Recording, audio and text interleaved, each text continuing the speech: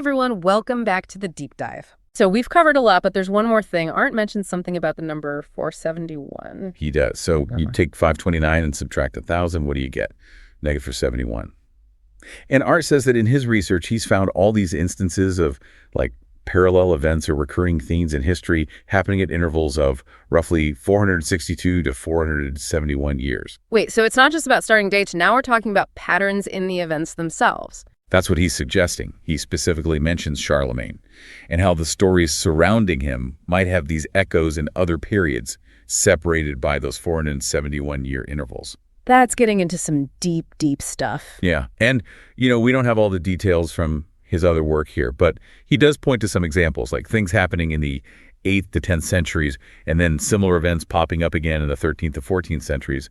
And those periods are separated by, you guessed it, about 466 or 471 years. Like echoes of history. That's a wild idea. Yeah, and those events involve some pretty major players. Rome, Italy, the Frankish Empire, the Holy Roman Empire. It's all there in that timeline image you sent over.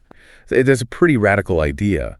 But when you see all the evidence laid out like this, it's hard to dismiss. It really makes you question everything you thought you knew about history. Yeah, it's like, yeah. What if the entire timeline we've been taught is based on a system someone created?